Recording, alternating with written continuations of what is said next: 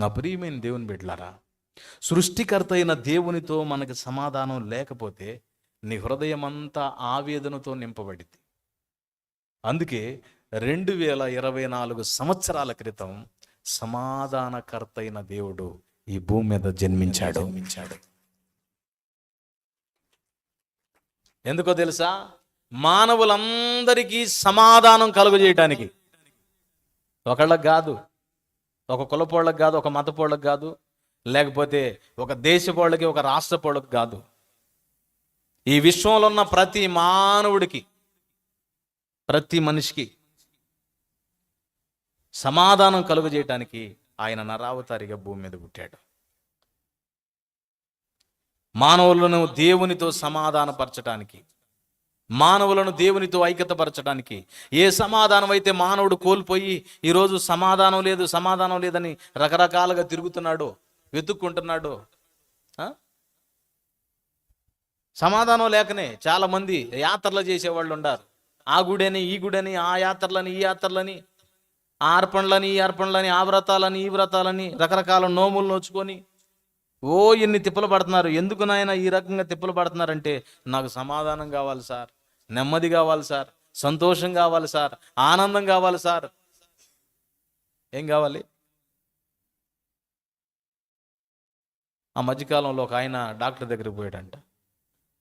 Doctor గారి దగ్గర పోయి క్యూలో నుంచున్నాడంట. అందరూ వచ్చారు, వరుస చూసుకుంటూ వచ్చినాక, కూర్చో బాబు అని కుర్చీలా కూర్చోబెట్టి, ఏం బాబు నీ సమస్య ఏందన్నాడంట. అంటే ఏం చెప్పాను సార్, నా బాధ అసలు తట్టుకోలేకపోతున్నాను, అంతా దుఃఖం, అంతా ఆవేదన, మనశ్శాంతి లేదు, అంతా చెదరుగా ఉంటుంది, చికాకుగా ఉంటుంది, బాధగా ఉంటుంది, వేదనగా ఉంటుంది, కన్నీళ్లతో ఉంటుంది, అసలు సమాధానం లేదు, నెమ్మది లేదు, నేను నా ముఖాన నవ్వి ఎన్ని రోజులు అవుతుందో సార్ అని చెప్పని చెబుతూ ఉంటే ఆయన నాడి పెట్టుకొని చూశాడంట. నాలుగు జాప్ అన్నాడంట. నాలుగు జాప్ కళ్ళు లాగి చూశాడంట. తర్వాత ఏళ్ళు పట్టుకున్నట్టు చూశాడు. శతస్కోప్ పెట్టి గుండె ఇదంతా చూశాడు. ఏం లేదయా, బాగానే ఉంది. సరే, నువ్వు ఇప్పుడు సంతోషంగా ఉండటమే కావాల్సింది, ఆనందంగా ఉండటమే కదా, రా నీకు ఒక మాట చెప్తారా అని దగ్గరికి తీసుకొని, మన ఊర్లో నసరావుపేట సెంటర్లో సర్కస్ పెట్టారు. అక్కడ పోతే పోయిన వాళ్ళందరూ అస్సలు కడుపుబ్బ నవ్వుతున్నారంట. నవ్వి రానోడికి ₹1,00,000 బహుమానం కూడా పెట్టారంట. అక్కడికి వెళ్ళిపోయా అన్నాడంట. అని ఇటు మళ్ళీ ఆడంట భుజం మీద చేయి తట్టి, సార్ సార్ ఏమడా చెప్పే కదా వెళ్ళు అన్నాడంట. కాదు సార్, నేను ఒక మాట చెప్తాను అన్నాడు. సరే చెప్పు అన్నాడంట. ఆయన చెవురి దగ్గర నోరు పెట్టి అన్నాడంట, సార్ అక్కడ నాటకం వేసి జనాన్ని నవ్వించేది ఎవరు తెలుసా? నేనే సార్ అన్నాడంట. ఏంది అంది. అవును సార్ నేనే. మరి జనం అందరు నవ్విస్తున్నావు, అందరినీ నేను నవ్విస్తాను, కానీ నా హృదయంలో మాత్రం ఆనందం లేదు. ఆనందం లేదు. ఆనందము కావాలి అంటే ఎక్కడెతికినా రాదు, ఏ సినిమా చూసినా రాదు, ఎన్ని కామెడీలు చూసినా రాదు, ఎన్ని జోకులు చూసినా రాదు. ఓకేనా? మరి ఎలా వచ్చింది అంటే అదే మాట చెప్తున్నాను నేను. 2024 సంవత్సరాల క్రితం దేవునితో మానవునికి సమాధానపరచడానికి భూమి మీదకి వచ్చిన యేసు మనల్ని సమాధానపరచుట కొరకై ఆయన నరావతారిగా భూమి మీద జన్మించాడు. అసలు సమాధానం ఎందుకు కదువైందో తెలుసా? మానవుని మీద ఏలుబడి చేస్తున్న పాపము. ఏంటిది? పాపం. పాపం అనేది 2 అక్షరాలు, కానీ దాని తీవ్రత ఎంతంటే మానవుని 2 విధాల నాశనం చేస్తుంది. భూమి నుండగా ఈ భూమి మీద జీవితంలో మనశ్శాంతి, నెమ్మది, సంతోషం, సమాధానము, ఆశీర్వాదం ఉండదు.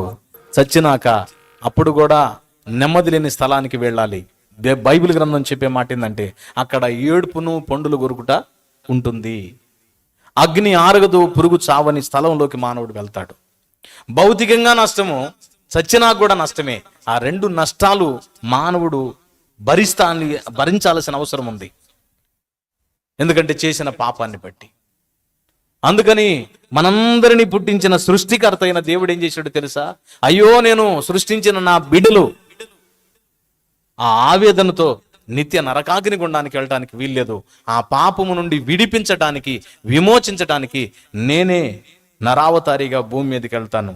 నా బిడ్డలు చేసిన పాపమును బట్టి, వారు చేతుల ద్వారా చేసిన పాపమును బట్టి చేతుల్లో మేకులు, కాళ్ళ నడక ద్వారా చేసిన పాపమును బట్టి కాళ్ళలో శీలులు, తలంపుల ద్వారా చేసిన పాపమును బట్టి శిరస్సుకు ముళ్ళ కిరీటం, దేహమంతటితో చేసిన పాపమును బట్టి దేహమంతా నాగలి సాళ్ల వలె దున్నబడి మనుషులందరి పాపముల కొరకు నేను సిలువలో ప్రాణం పెడతాను, చనిపోతాను, మరలా 3వ దినాన సమాధి గెలిచి లెగుస్తాను